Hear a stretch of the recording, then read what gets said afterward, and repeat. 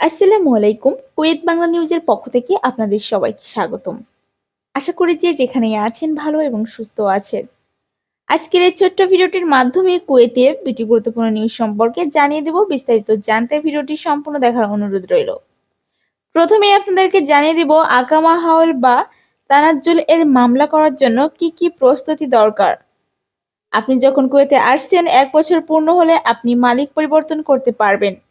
তবে কফিল দিয়ে অন্যথায় আপনি শুনে গিয়ে মামলা করতে পারবেন, তবে 1 বছর পূর্ণ করেই কেবল সম্ভব।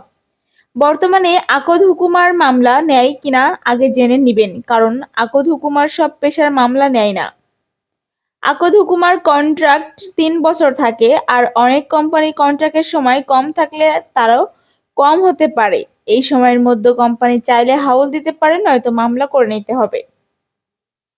তবে সবচেয়ে জরুরি যে বিষয় তা হচ্ছে আপনি কফিল থেকে তানাজ্জুল হাউল নিয়ে কোথায় যাবেন, সেই জায়গাতে আপনার ক্যাটাগরির কোটা খালি আছে কিনা এবং মেলাফ খোলা আছে কিনা সবকিছু যাচাই করে মামলা করবেন হাউলের জন্য।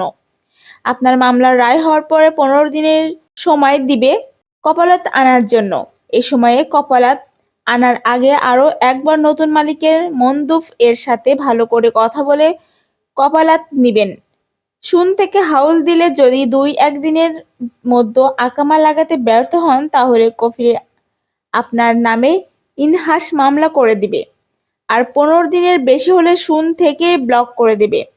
মামলা করার আগে নিশ্চিত হবেন যে কোথায় যাবেন, কোন কোম্পানিতে যাবেন, সেই কোম্পানি সব ঠিক আছে কিনা এবং আপনার আকামাটা আকদ হুকুমার নাকি মাসরো সাগেরা নাকি মাজরো নাকি মসনা এবং বিষয়ে আগে কনফার্ম হয়ে নেবেন।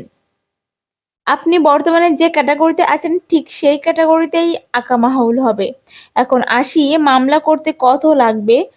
ভাই, মামলা করতে কোনো টাকা লাগে না, যদিও নিজের মামলা নিজেই গিয়ে করেন। আর যদি কোনো উকিলের মাধ্যমে মামলা করতে চান তাহলে টাকা লাগবে, সেটা কত লাগবে উকিলের অফিসেই বলতে পারবে। আমি মনে করি নিজেদের মামলা নিজেরাই পরিচালনা করতে পারলেই ভালো হবে। আর যদি মনে করেন আপনি পারবেন না তাহলে উকিলের মাধ্যমে করেন।